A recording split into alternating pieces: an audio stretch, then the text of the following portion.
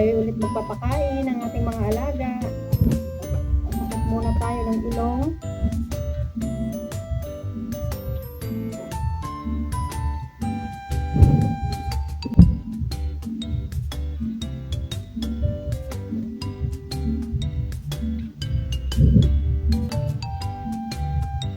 So ayan, ang aking mga manok nakalabas na.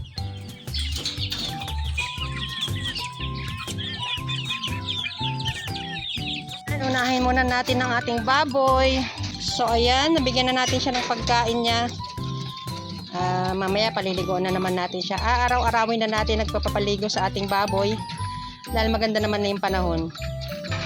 Hanggang sa mawala na yung mga bakas ng kanyang mga naging sugat. At ayan, nalagyan ko na rin siya ng tubig niya. Pwede na tayong lumipat naman sa ating pang-ibang mga alaga.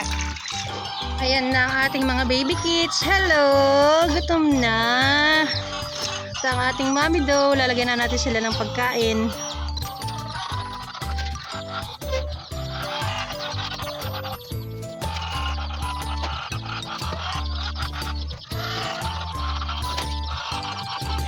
Ayan, may pagkain na si Mommy Dong.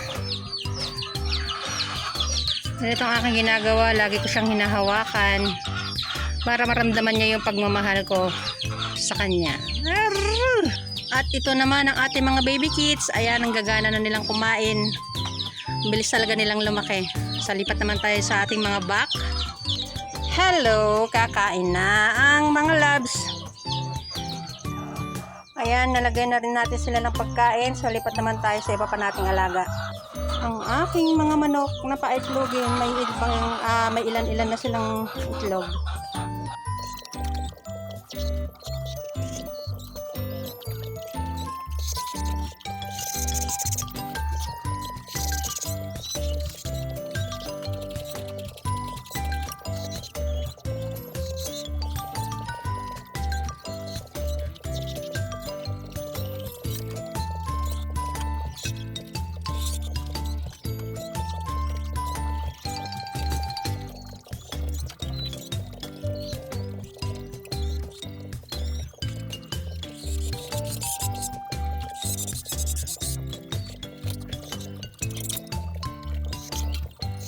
Ayan, nabigyan na natin ng ating mga baby bibi, ang ating mga manok na may inakay.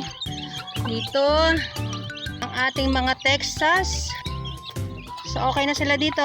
Pasok naman tayo sa isa ko pang kulungan ng aking mga alagang hayop. Yan na sila. Sumasalubong na aray ko. Dito. Nililipad na nila ako. Grabe ah. Miss na miss ba? Lagyan muna natin sila ng pagkain. Konti lang muna.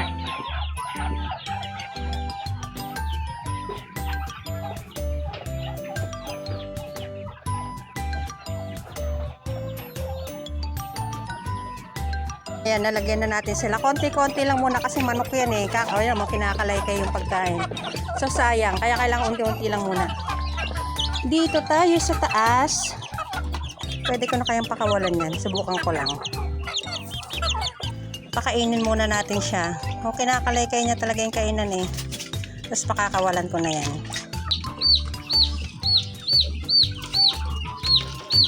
Ay, meron ditong manok. Ano nangyari? Ba't andyan ka eh? Bibi yan. May namisa. So, di ko alam kung dito ito anak or sa taas. Kunin natin. Kahapon ko pa naririnig na may ganito sisiw. Kaya lang hindi hinahanap ko, hindi ko siya makita. Andyan pala siya sa ilalim. Ang inaasahan dito galing or dyan. So pakawalan na natin itong malaki.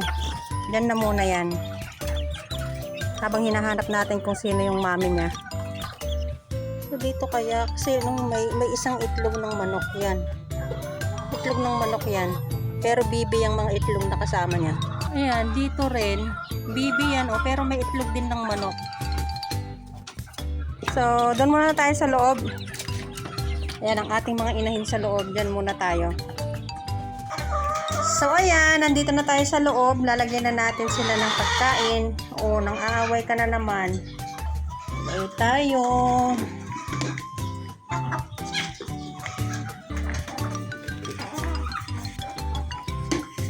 Ayan. Nalagyan na natin sila ng pagkain. So, yung tubigan naman nila.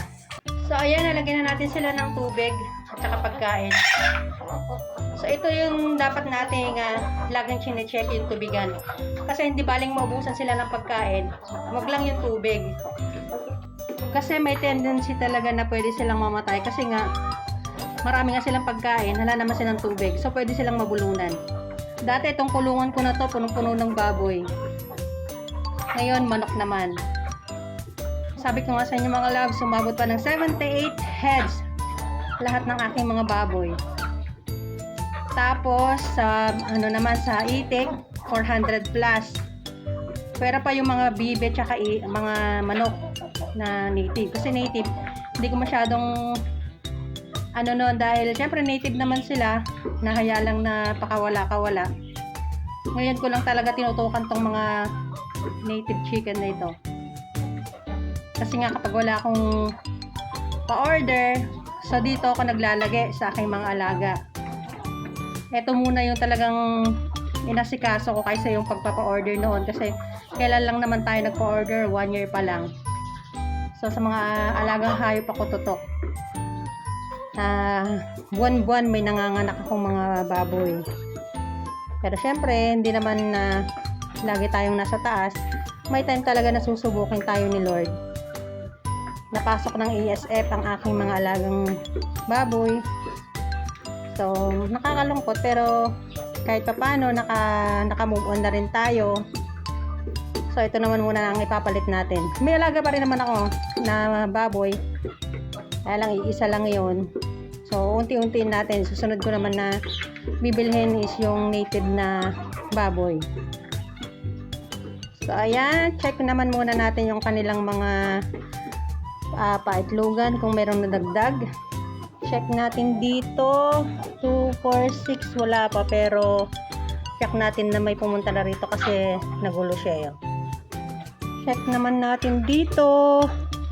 Naku po, napakadami na nila. 2, 4, 6, 8, 10, 12, 14, 16, 18, 20 na. Ng isang araw 17 lang yan, di ba? So, sino kaya ang mamimisa rito? At tiyak naman ako na kung sino yung unang nag-itlog dito, yun din yung mamimisa dito. Kaya kung sino man yung kasama nila, hindi sila makakapunta rito kapag meron ng namimisa na manok. So, ayan, ito yung pinaplano ko na kukulubin ko. Yan. Para dyan ko ilagay yung aking mga Texas. Para makapangitlog na kasi nag-iingay na rin eh. So, kapag ganun kasi ang manok nag-iingay na, na yun, ready to lay na yun. Sa isang araw siguro, net na lang ang ilalagay ko dyan. Yan, para hindi sila mahalo dun sa ating mga native. At minamanifest ko rin talaga na magkaroon pa ako ng maraming alagang manok. Yung mga, may mga breed. Yung ating backyard, gagawin nating farm. Walang imposible kay Lord. Basta ginusto niyang ibigay sa atin. So, ayan na mga loves, habang busy ang ating mga manok sa kanilang pagkain. Ako po ay nagpapasalamat sa lahat po ng aking mga followers. Yung mga followers na laging nandyan, pag ako'y nag-post na ng aking mga videos at nandyan na lagi na nakareact at nagko-comments, mga nagsishares, maraming pong salamat sa inyo. At muli po, sa hindi pa po nakasubscribe sa aking YT channel, please subscribe na po kayo. Miracle TV. Mga loves, follow me for more para po lagi po kayo updated sa lahat po ng aking mga ini-upload na videos. At makakaasa po kayo na lalo ko pang pagbubutihin. At magbibigay ako ng mga ilang tips para po sa inyong karagdagang kaalaman. At hanggang sa muli mga loves, salamat!